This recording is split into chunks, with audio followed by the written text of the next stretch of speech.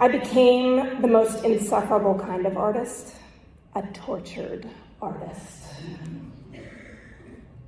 Always in labor and never in delivery. I decided to sign up for some storytelling classes with a famous monologuist whose work I loved. His name is Mike Daisy. And I found every week I would log on to Zoom, and every week I had a deadline. And I had a small audience.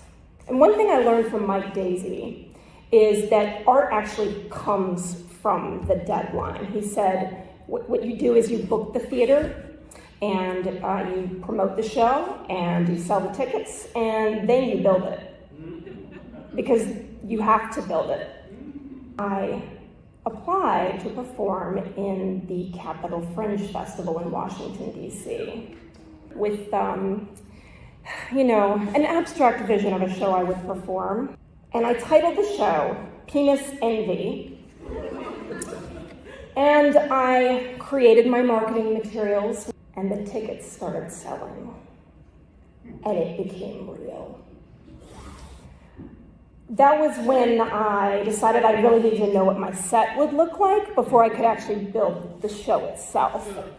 And so I ordered this poster from Amazon that had all the presidents' faces on it, except it arrived and it was very clear that it was not big enough at all. I don't have any choice. I'm going to have to paint 46 portraits.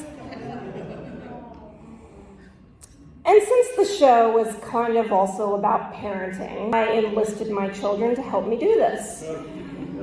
And so I would pull up various faces of presidents and pull out watercolor paper, and my children would select the ones they were most interested in. My daughter wanted to do Abraham Lincoln immediately. It was perfect. She made his mold gigantic. It was adorable.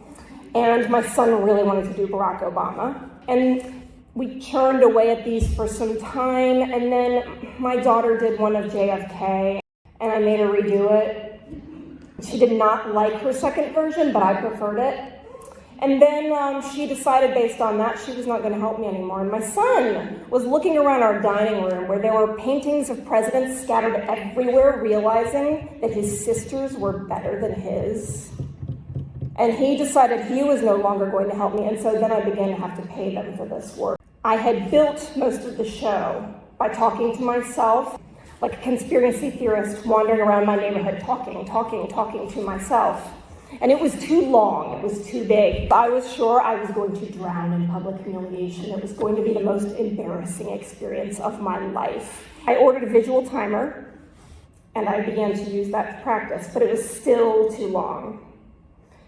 I went to bed one night, and I was so close, and I felt a tickle in my throat. And when I got up the next morning, my son was sick. I completely lost my voice 4 days out. I couldn't speak. I couldn't even cry.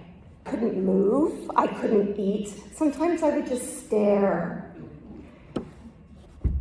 The next morning, I drove 5 hours to Washington, D.C., straight to my theater to do tech for the show. I hadn't said a word in 3 days. I had no idea if my voice would work. The lights went down, and then these lights came up. And I remembered when I went into labor with my daughter in the delivery room, there was this moment with these medical lights bright on me, this liminal state where time just expands. When you see the thing you built becoming in front of you. That's why we're all risking public humiliation here, isn't it? Because right here at the deadline, we all get to know we're still alive.